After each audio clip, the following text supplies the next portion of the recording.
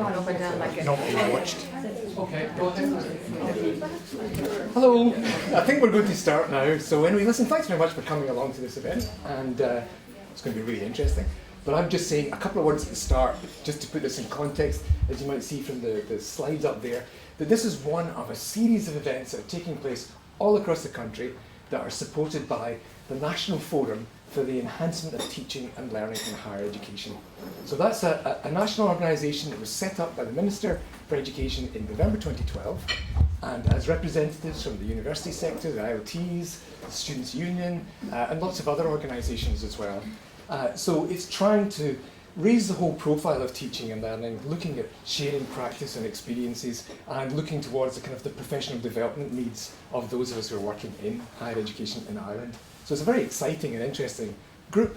And one of the first things they did was support this range of seminars. So essentially there are lots and lots of seminars happening in institutions all over Ireland on topics around teaching and learning.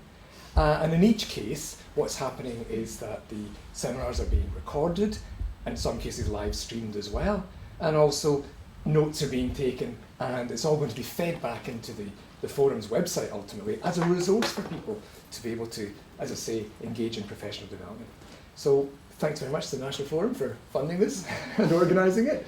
I think that's, as I say, the main reason you're here, though, is not to hear an advert about the National Forum, but is to hear from Irene about policies on plagiarism and some really interesting stuff that's been done in the European-wide project. So can I just pass over, is it to you or to Sharon, or is it straight to... Straight, oh, I'm sorry. Thank you very much. Thank you very much indeed. Thank you very much for inviting me. And I hope what I have to tell you about will be of interest to you. I've got to move to my presentation, which I should be able to. Bit of technical help. Thank you very much. Thank you very much indeed. So, one of the reasons I'm here, I think perhaps the main reason I'm here, is that I led a project called Impact of Policies for Plagiarism in Higher Education Across Europe, which finished end of last September, officially, but it's actually continuing in lots of ways. And what we did in that project was to look at policies for plagiarism and academic integrity, if we look at a positive way, in all the different countries in the European Union. And obviously Ireland was one of those countries. And fortunately, I came here about 18 months ago, and I may have met some of you when I came here then. And it's very nice to be back, because I enjoyed coming here. These are the partners on the project. I won't spend a lot of time going into them. I'm quite happy for people to have access to the slides afterwards, so if you want to have a look at who those partners are, you can do that in your own time. So there were 5 partners altogether in the project. We started thinking about the project as early as about sort of the middle of 2009, and the project is still going on and will finish, I guess, around about 2014 June, because I'm still working on some of the reports that weren't quite up to scratch at the time. So some of the reports are not quite ready. The aims and objectives of the project are here. We were looking at policies for plagiarism in Europe. We're also developing some tools. So I'll tell you a little bit about that in a minute. Capturing case studies of good practice and trying to make a difference within the 3-year timescale of the project to what people were doing, raising awareness and trying to encourage people to improve their policies and practice and so on. And the outputs from the project included recommendations for every country in Europe as to what they should be doing and what we felt they could do. But also the whole thing was about improving academic standards. So what I'm going to talk about today is a little bit about the project. I'm going to talk about what we produced in the project, what we found in the project. I'm particularly going to look at what we found for Ireland, because I think that was of interest to you. And I did a similar talk about 3 weeks ago in Dublin, but I've made it slightly different, so anyone who saw that talk will also learn something new. And I put some quotes from students in that are going to come up, some of the student respondents are going to come up in there. The tool that we created was called Anton, which is an acronym for anti-plagiarism or something like that. And that was developed by our Czech partner. It needs quite a lot more work, and they're looking for some more funding to develop it further. And that was mainly aimed at the Lithuanian national repository that they have, but it's actually been implemented in Czech, in the Czech Republic. We also did a survey across all European Union countries, and we had mixed responses to that. Some countries were really not interested in giving us any information at all, and some we got a lot of information from. We produced 10, 11 case studies, something like that, across different countries, and those were separated with different partners. Some quite interesting case studies. We've not actually published the case studies publicly, but if anyone would like, there's a list of those on the project website. If anyone would like to have a copy of any of those case studies, I'm happy to send them to you. If you email me, let me know. We developed some materials and resources, workshops and things like that, and we're using those. And there is one of the case studies is an evaluation of those workshop materials.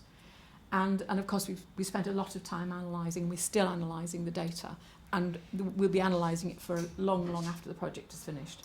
And dissemination, of which this is a wonderful opportunity to disseminate what we've got still further. The methodology of the survey, don't want to go into that in deep detail here because there's a lot to get through. But essentially, the scope of the project was we produced an online questionnaire in 14 different European languages. We particularly focused it in on bachelor and master's level rather than looking at the research and the PhD level. And we did that for a reason, because we thought it was quite important that the education on plagiarism starts earlier.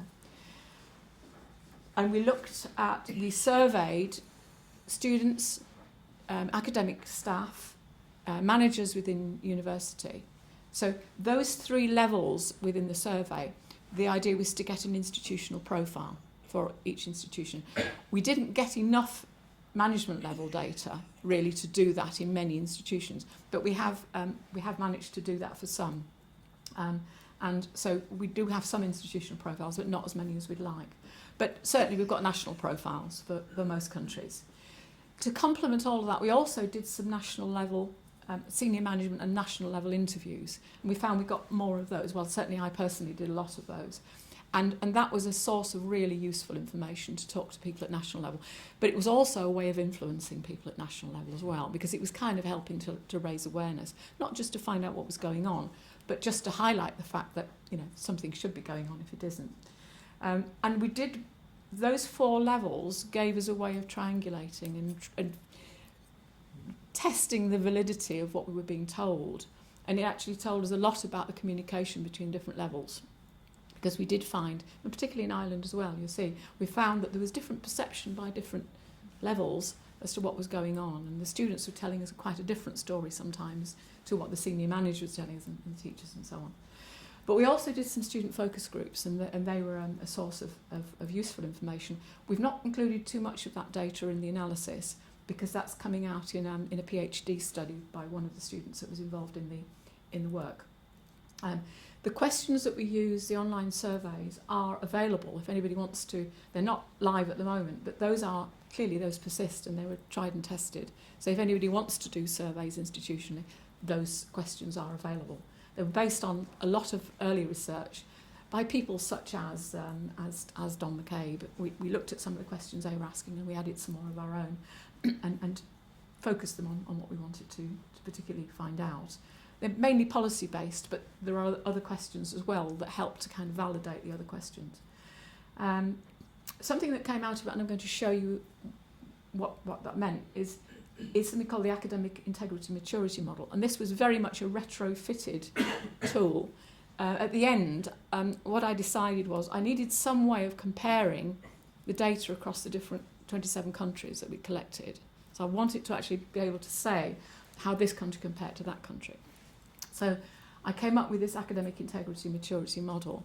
It needs a lot of refinement, it needs a lot of work. We used it at national level, but I've recently tried it and applied it at institutional level.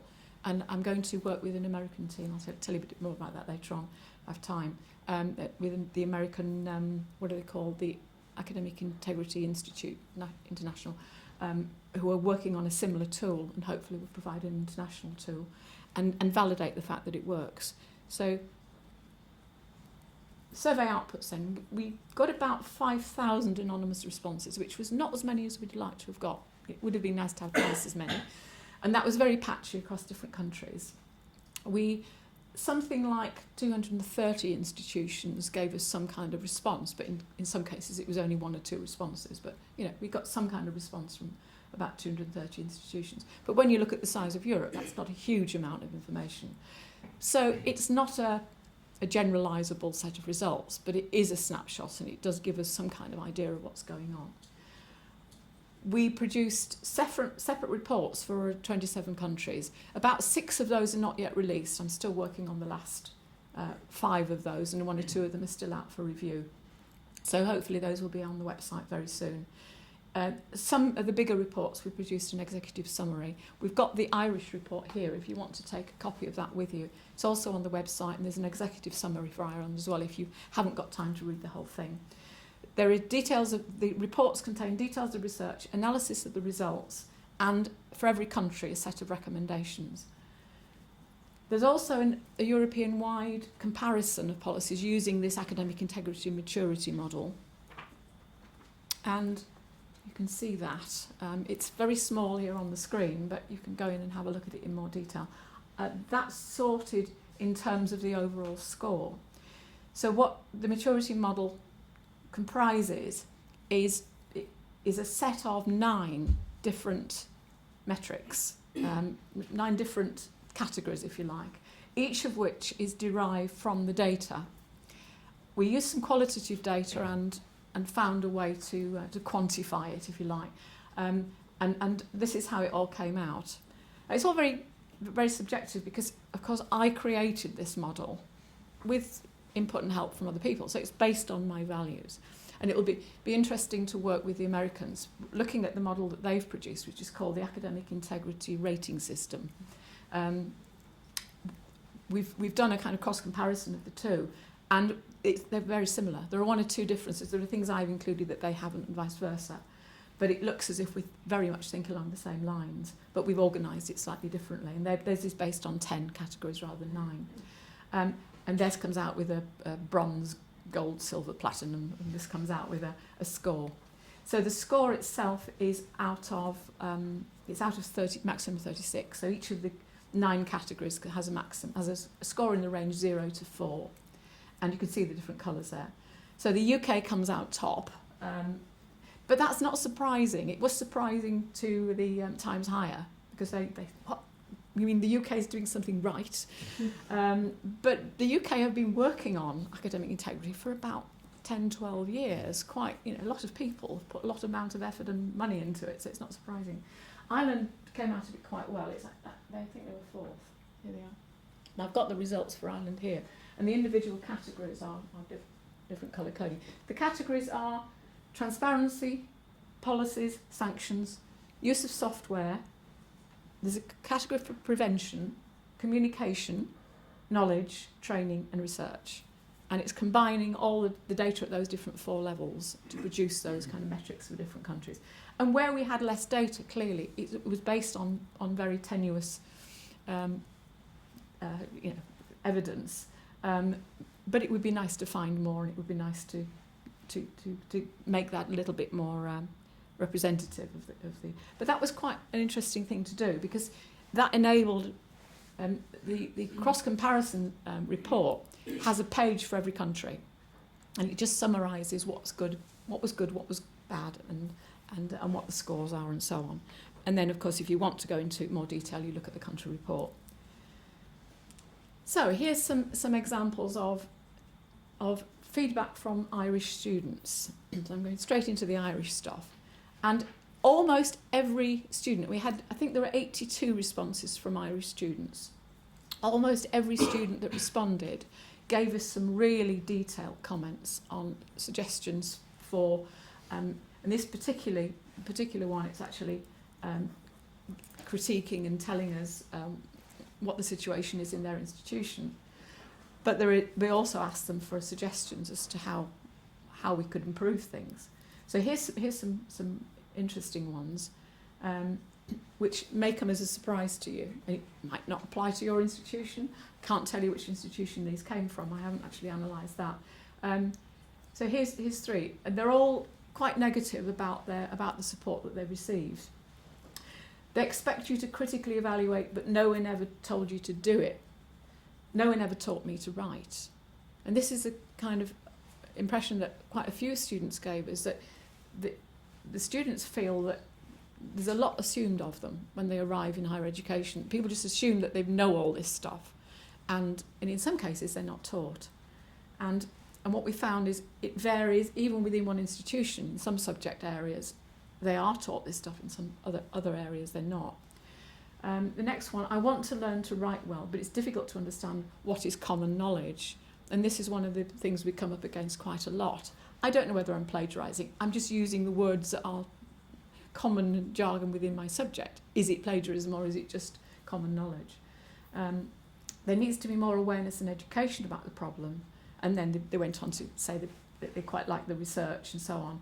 I have never been educated about it by my faculty or lecturers during my 4 years at college. I find that worrying, to say the least. And so that was a final year student who said he's never had any, or he or she, never had any education on the subject of this. So quite sad, actually. And there were some positive ones, but that was a set that set a theme there. And here are some ideas. And you can see this one is a huge one. And there were some very long ones, really long, detailed ones. More frequent but shorter reading assignments, which allow students to get a feel for writing and for them to receive feedback on their own work. Okay, and the second one, a really long one, universal referencing style. You know? So perhaps within the department, the subject area, or perhaps for the university as a whole. Do you have that here? Do you have a so every depends on the subject, and it is hard to try and get everyone to agree. Mandatory lecture to begin every year, explaining how to properly reference, given universal basis and not course specific. Review lecture at the beginning of each year, so that student recognised it's not enough just to do it once, that it's something that needs to be topped up. Handouts and messages. That's an interesting one. So, and what I found from particularly the Irish responses from the students were really well informed. They really did care and they really did understand. Maybe that reflects the students that took time to do the survey, that they were the more interested students. But they were really switched on and they really understood the issues, I felt. So you've got some good material to start with. You know, you really have on which to build. So what the academic integrity model did, so on each page, it produced one of these radar or spider charts for each country, where the 9 metrics are shown radially, and so the score comes out as a shape there. So you score reasonably well as a country with the people that answered the questions. Prevention looks a little bit lower than I was expecting it to be, and that's because we didn't see a lot of signs that people were doing systematic work to try and discourage plagiarism. And the software is a separate category. And a lot of people think that if you've got something like Turnitin, if you've got digital tools, that's all you need to do on prevention. Well, I would disagree with that. I think there's a lot more we should be doing on prevention, and that's really reflects here. Although software use was quite prevalent, very prevalent in Ireland. There wasn't a lot more than that, and the software wasn't being used we didn't find evidence that the software was being used in more than a kind of superficial way for finding cases of plagiarism. I'm not saying that's not happening, but we didn't find that in a lot of evidence that was going on. But there were some really good things in Ireland. I'll come back to that in a minute. So the overall aim score was nearly 19 out of 36, which is quite a good score compared to some of the other countries. Ranking was 4th. And that was based on very small amount of data, 82 students, 14 teachers and 3 senior management national. Would have been nice to get more. And therefore, when you consider most of the people that took part in this were people who had a positive message to tell, what we found that was the case with most countries. But we did find the feedback that we got from people, they were talking about their experience of other institutions as well, but not directly. So here are the strengths for the Republic of Ireland.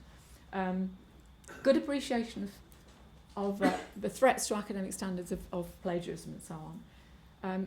Some institutions, including this one, have special units established that help to address the academic integrity and so on.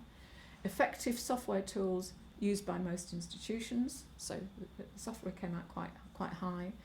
A really positive approach to training and to staff development.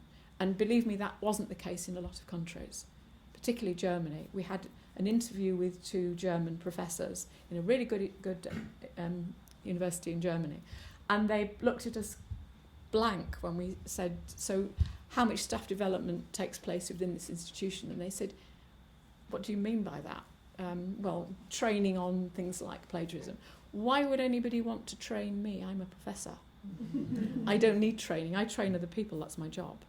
And there's this idea that if you're when you get to that level, you are at the peak, and nobody else can actually tell you anything that you don't already know, which is very sad, isn't it?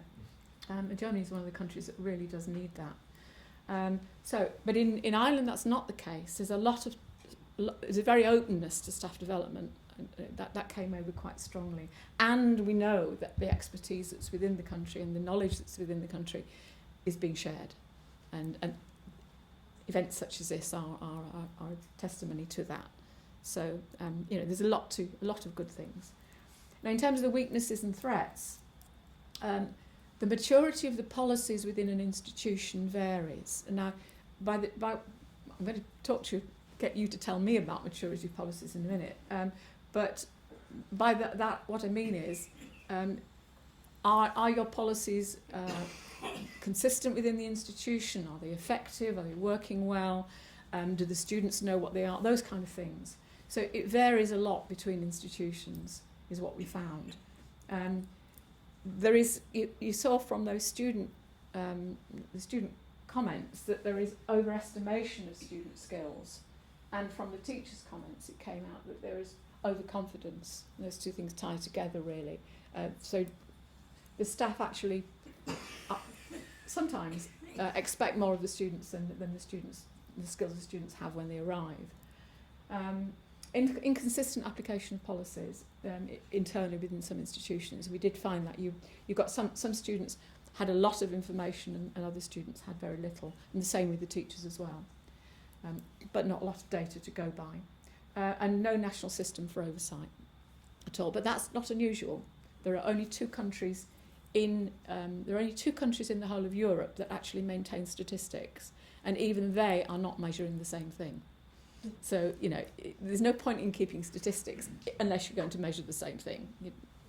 You're counting apples in one institution and oranges in the other. It's not meaningful to do that.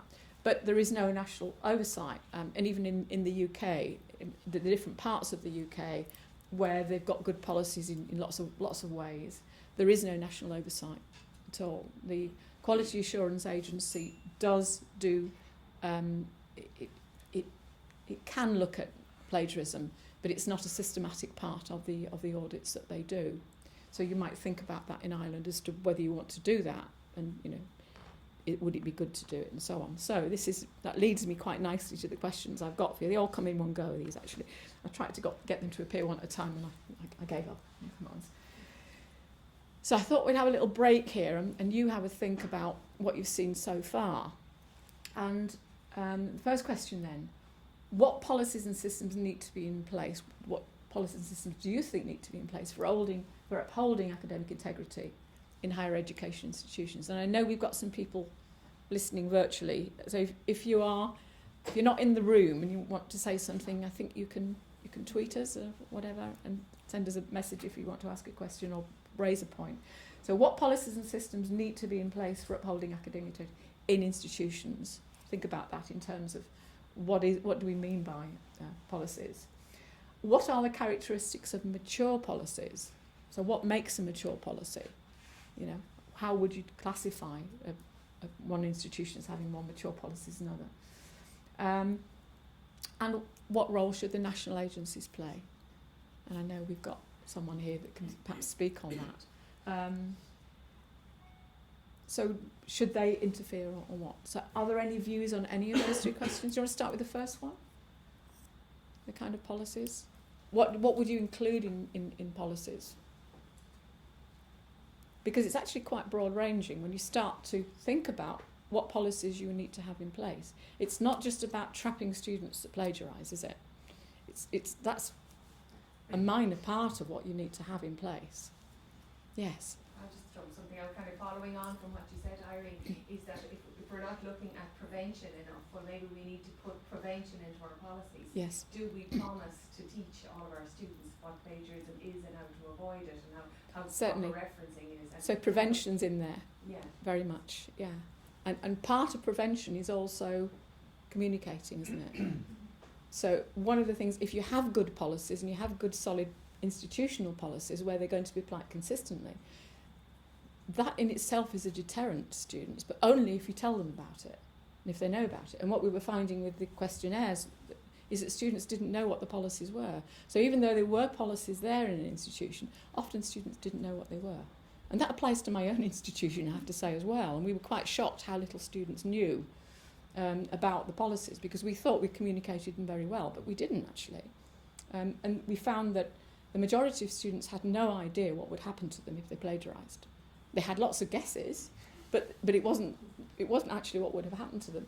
Yes, you have a good point. I'm just curious as to whether you came across any discussion on, how much of the plagiarism is on purpose and how much of it is accidental. One of the questions that we asked was reasons for plagiarism. I've not included that here, but we asked about reasons for plagiarism, and from that, and of course these are people's opinions of what the reasons are, but we did find that certainly in some countries there were very great differences between what the teachers thought the reasons were and what the students thought the reasons were, and there were things, the categories that we provided them, and then they were allowed to add things on as well for themselves. Things like not understanding what the rules were and not knowing how to cite and reference and so on. So a lot of people that are researching this think that the prevalence of plagiarism is down to ignorance rather than and lack of skills rather than deliberate, and very much more the balance. But that wasn't one of the questions, because it was policy based and we weren't just trying to find out what they were. But certainly most of the reasons are to do with lack of skills or lack of knowledge when you actually look at the list of reasons. I'm just wondering then in that context, and when you're talking about policies, should institutions have criteria that would try and differentiate between what is purposeful plagiarism and what might be accidental? Because obviously you would have to deal with them very differently. And it's how you actually bring that in and how you would prove it. Because one of the definitions of plagiarism that we get sometimes is, and in some countries, it's only plagiarism if it was intentional. And I don't know whether you agree with that or not, but in some countries that's what the rule is, right? So, and countries like Germany, like Sweden, a lot of countries have this rule that it's not plagiarism unless it was intentional. But even if you did believe that and you did apply that rule, how would you know? How do you prove it? And so that discourages, certainly in countries like Finland, where they have that rule, it discourages people from reporting it because it's very difficult to prove whether it's intentional or not. So it actually discourages reporting. If you don't report it, whether to punish or to re-educate, the students will keep on doing it. And that's the difficulty, isn't it? So it's a really important part. Just understanding the reasons is a really important part of your kind of policy. If you don't understand the reasons, then you're not going to put the measures in place to try and correct those. But some students will plagiarise deliberately. They might plagiarise. A lot of people think students plagiarise because they run out of time. And although that came fairly high up, it wasn't the top one by any means. And in some countries it didn't feature, anywhere near the top ranking. In some countries it was very high. There's lots of skills-based reasons, like students don't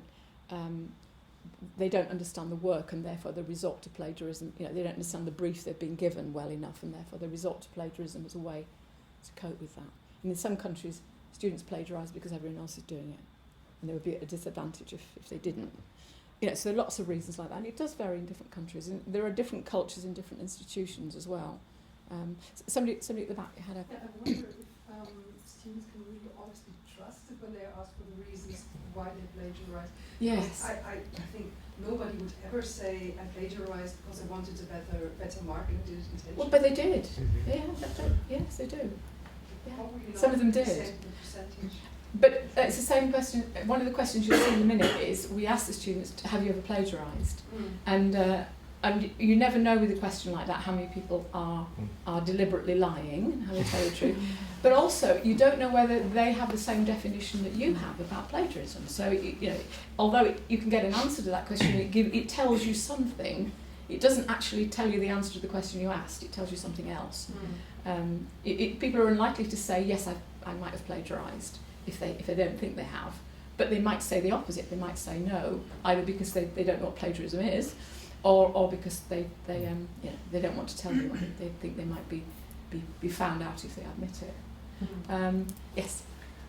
In terms of the policies, what comes up in our department is always how much support do you give. We teach them how to prevent it, and then say they have a final deadline for a final document, and they produce a draft. Yes. Do we give them at that point the Turnitin report to fix the plagiarism? And I would always be very much against it, but it's a discussion that goes on in our Very department. much. Because you're not meant to use It's a it. very big discussion, and Fix. and my take on that, and it's just my view, is that you can do that, and I have done it actually. I've done this with classes, but only with support, because they need to know what they're looking at.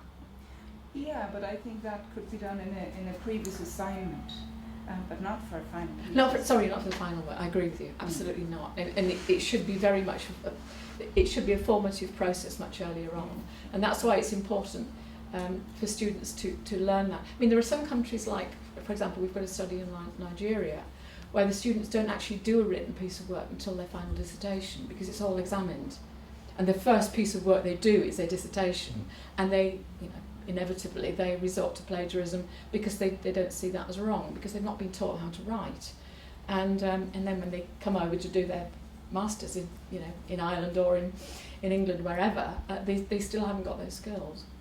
So I agree with you that it shouldn't be left at the final dissertation, but they should have formative work that enables them to do it. And that's one of the things I mean by preventative strategies, where you can use tools like Turnitin in a formative way to get students to understand where these scores come from and what they actually mean, and not just see them as plagiarism detection, because that isn't what Turnitin is. It's not really so. And how do you deal with the plagiarised first draft then? The plagiarised first draft? Well, the student will be hopefully given guidance by a tutor, shown what the different things mean, and show that, explained to, that you simply don't work on the score. The score is irrelevant. It's actually how you use the sources that's the important thing, isn't it? It's not, the score is just telling you're cutting and pasting too much or whatever. What you actually should be doing is to be using the sources in a very much more scholarly way. And that's the conversation that needs to take place. And that's often where the students have a fundamental skills gap, don't they, between a knowledge gap. They don't understand what sources are for. They're not there as a source of information to just dump in their work. They're there to actually add value to their work. Okay, shall we move on? There's just Yes, one sorry. comment from the Oh, live yes, stream, thank if that's all right, from Pip Ferguson, who's watching online, who says a mature plagiarism policy would encourage academic integrity development in students, not just punish them for infractions. Yes, absolutely. Thank you. I'm going to move on because I've got a lot to get through, but this is for discussions after I've gone. Lots of things there, and I'd be interested to know about the national one as well. So, summary of the findings then from the project, because I know I'm running out of time, aren't I? So, It's 1:45. yes. There's great differences between the different countries. We looked at the 27, that was before Croatia joined. So, in terms of their approach to quality assurance, Now, I was surprised that not everyone saw the link between plagiarism and quality assurance, and I think there's a very strong link, well, I know there's a very strong link between the two. If you don't have a very strong approach to quality assurance, then it's quite difficult to see how you can fit in a strong approach to plagiarism in that kind of environment. So that's one of the things we looked at was what are your systems of quality assurance. A lot of differences of opinion and definitions of what plagiarism is, and that's fundamentally has to be established before you can go any further. So if people have different opinions, things like self-plagiarism in some countries, in some individuals, insist that there is no such thing. Very, very categorically, there is no, you cannot self-plagiarise. So if you can't self-plagiarise, you know, there is a fundamental difference. Certainly in student work, you wouldn't want the student to keep on handing the same piece of work in and for assessment at the same time. But in terms of also handing in papers to journals and conferences and so on. So there's lots of differences there on what plagiarism is. And this idea of intentionality as well. Some people think it's only plagiarism if you really meant to do it, otherwise it's not. I disagree with that. How you deal with it might be differently if it's intentional or not, but not the fact that it's plagiarism or not. And of course policies and procedures differ quite a lot. In some cases they have policies and procedures, but they're not really strongly enforced. The maturity of systems in Germany, for example, I don't know if you're aware that in Germany they have 16 Bundesländer, and every one has its own independent educational policy and system and funding, and so it's like 16 different systems. And in the UK, of course, we have 4 different regimes for different parts of the UK. So it's not just about looking at a country. It's finer than that. But there are differences in maturity within institutions within a country. So some have got stronger than others. And if we just take England, for example, there are some very weak institutions that don't have very strong policies, where the decisions on penalties and how you punish students and whether or not it's a plagiarism or not are taken by individual staff with no oversight. So where you have that kind of institution, that kind of institutional system, you've got no way of knowing what's going on. So there's no accountability at all. Inconsistencies in understanding, accountability, I've just mentioned, process, and also the transparency. So often people don't know how many cases there are simply because it's happening at such a low level and it's not being recorded. However, it's not all negative. We found lots of good practice and we tried to record that. We desperately sought good practice where we could find it. In some countries it was very hard to find any. In others there's lots of it. But lots of head in the sand. Lots of people who didn't think there was a problem. Estonia, there was several institutions, several universities refused to participate because they didn't have any plagiarism. We don't have plagiarism in this institution, so there's no point in us taking part in your survey. Not everyone accepts there's a need for change. So, some student responses. I have received training in techniques of scholarly academic writing. Now, the green is agree, right? I've received training. The red is disagree, and the kind of buffy colour is not sure.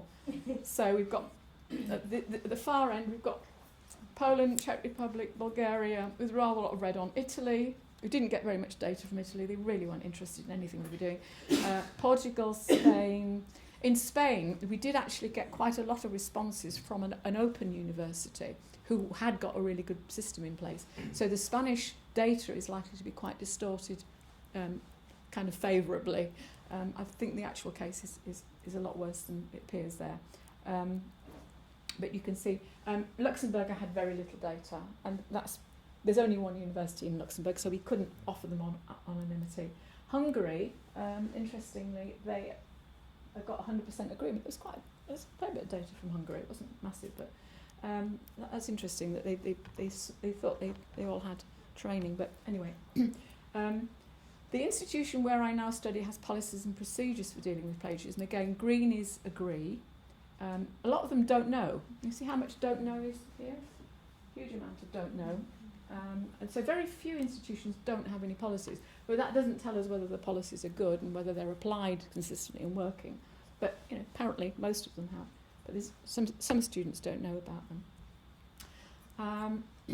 this is a teacher's response one. Are cases of plagiarism handled consistently and fairly? And the question is, sorry, I believe that all teachers follow the same procedures for similar cases of plagiarism. There were 3 or 4 questions on the same theme in the survey. And strongly agree is in the kind of turquoise, the greeny colours are agree. So teachers following the same procedures. And the disagree is in the orangey colours.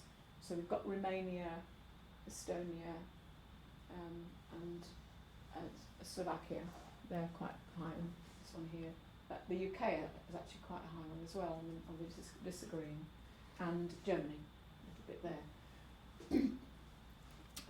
But again, that doesn't tell you. I mean, the following the same procedures might be ignoring it. No, so that actually doesn't tell you. And different questions asked. And here's some student responses. I believe I may have plagiarised, accidentally or deliberately. And agree is in green. Lithuania did a good job here. They admitted it. Greece, Romania, Portugal. And a colleague of mine who was working on the project has done some correlation, I've not seen it yet, between honesty, sort of international data on corruption and so on, and the data that we got from this, and he's found quite high correlations between the kind of responses that we got here and this sort of international data. I'm interested in seeing that. So lots of quite interesting responses. Now this was a question to test whether students had the same idea that we had about what plagiarism was. There was a series of 6 case studies, if you like, little scenarios, all slightly differing from each other. A, B, C, D, E, F. A was the obvious plagiarism, and it said if a piece of work is 40% copied word for word with no quotations, citations, references, is it plagiarism?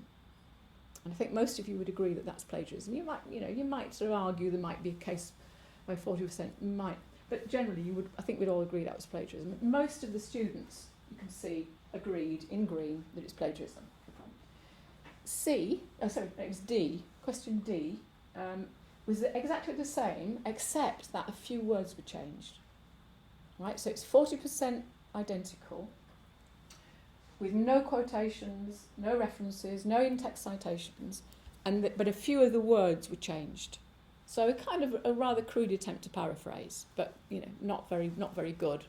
And you can see how many reds there are. Red means not plagiarism, and you can see the shift. And we asked the same questions for teacher, haven't got the teacher data, and the teacher data wasn't that dissimilar from this one. So you can see that a lot of students think that if, and the yellow was not sure, you can see so they really don't know, they really haven't got the message that how you use sources, the ways that you use sources, and what's acceptable academic practice. So that was quite a good marker, and that was used in the academic integrity maturity model, this one here, the responses to that question as to the knowledge that people have, that the students have in particular, and the teachers. So that told us quite a lot. And there's some examples. The example I've given you is Bulgaria, which is one of the more interesting ones. Bulgaria is here in this one. So that many more students than there. A lot more students thought that was acceptable practice, that it wasn't plagiarism. So very interesting stuff. So you can have a look at this in more detail when you, or you can go into the reports if you want to do. So I know I've just 5 minutes, so I'm probably going to get just about to the end. I knew it was too big. I try and cram as much in as possible. So the findings: lack of agreement of definitions and policies. There are national statistics in Sweden and Austria. Those are the 2 countries that have national statistics, but they're not the same. They're not counting the same thing. And there are some institutions that are much more systematic about keeping the stats than others, and therefore they're seen to be bad institutions because they've got more cases, whereas those that don't have many cases, who don't keep the stats, are seen to be good institutions. And that's what happened in the UK as well when the Daily Telegraph did a freedom of information exposure on the UK, and it was terrible. And that's why people try to keep them secret, because they don't want the press to come out with these sensationalist stories that are completely distorting the facts. Focus on, in some countries and institutions, they are doing something about academic integrity and plagiarism, but they're tending to focus in on PhD and research level, and they don't care so much about the lower level. And in France, we actually got a teacher saying, why do you think students of 18, 19, 20 should know about plagiarism? They're only young, they're learning. So, you know, there is this idea that you don't really need to worry about academic integrity until you get to the kind of researchy level, which is very sad, really. The link to quality assurance and transparency is not there in every country. In fact, not everyone sees it that way. A lot of teachers and most of the students we talked to that actually responded are asking for more training. They know they need more training. They know they need a lot of help. So that's really where the focus needs to be in most countries. And you'll see that in most of the country reports. Not all teachers want it, and some teachers, like the German example I told you about, really were quite dismissive of the fact that they could be taught anything, which is very sad. There was, interestingly, there's different opinions as to whether the kind of training advice should be taught separately or whether it should be integrated within studies. Some people felt strongly either way, and I think, why not do both, you know? But what you mustn't do, is, as my institution did, was overdo it, where the students get up, they just switch off because they've just been told the same stuff over and over again. You've got to find a coordinated way to do it so that students are engaged with it, because it's too important to get students to switch on. Use of digital tools, and that does vary a lot. In some countries, they don't have any repository of data in their language, and therefore there's nothing to compare to at the moment. And some countries like Hungary are actually working on that and trying to build up some repositories. That really needs to be international, because there's a lot of plagiarism that goes on through translation. We know that the students can take a paper in one language and translate it into another, and the tools are not going to find it. Yeah. And of course, the other thing I haven't mentioned, the elephant in the room, is these paper mills and the ghostwriting services and things like that, which a lot of countries they're not even aware it's going on. So it's really quite sad. Lots of pockets of research. So I came out with, I was telling Sharon just before we started, I had to go in and do a little bit more research on Holland because we've got such a small amount of data. And I managed to get some really good national contacts in Holland. And I discovered they'd done a really good lot of research in about 2004, 2006. Loads of research, very similar to what we've done here. Similar kinds of questions they're asking, and lots of surveys. But they've not kind of taken it much further. So there's lots of pockets of really good, interesting stuff. But that was all in Dutch, so I had to get it all translated to read it. Yeah, Google's very good. Google Translate, it enables you to get the gist of what's been said. You can't produce it as text, but at least you get. So recommendations, and I'm really hammering out of time now. We need agreement on what constitutes plagiarism. Everyone needs to agree that and have a kind of singing on the same hymn sheet. National support for institution-wide strategies. And in some countries, they have actually helped institutions, like the UK did it 2000 and whatever it was. They actually produced some funding for institutions to kickstart the use of digital tools. Because certainly digital tools are not the answer, but they are part of the tool set. If you have those, you've got a head start. Accountability and consistency and quality assurance. If you haven't got that, I don't see how your plagiarism policies can fit in. You need that first. That needs to underpin them. Clear and so in particular, and that applies in the UK. There's a lot of regimes in institutions where the professor is God. The professor makes a decision. The professor is never contradicted and never checked. And that doesn't accord with a system for helping with plagiarism. Clear and transparent institution-wide policies and systems, and that isn't very common. A lot of institutions don't have institution-wide policies. They're in pockets, vary across the different faculties and so on. Fairness and proportionality of sanctions. I think, as you were saying, you need sanctions, the punishment must fit the crime, really, and that isn't always the case. If you have too strong sanctions, as they have in Sweden, everyone just bypasses the system. You know, so if you hang draw and quarter the students if they can't they're caught plagiarism, then nobody's going to put the students' cases forward. They'll deal with it under the table.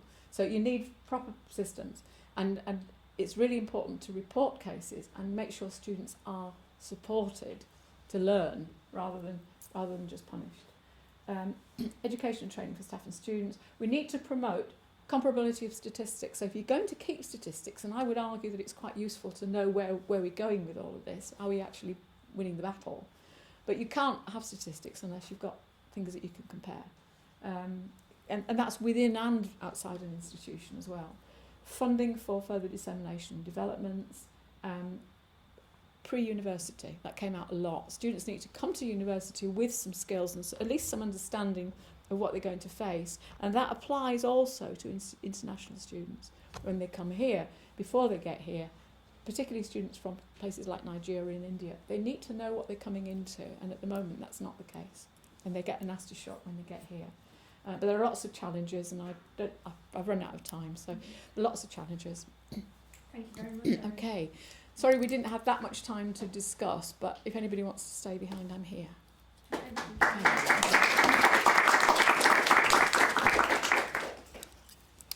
I hope that was useful. Yes.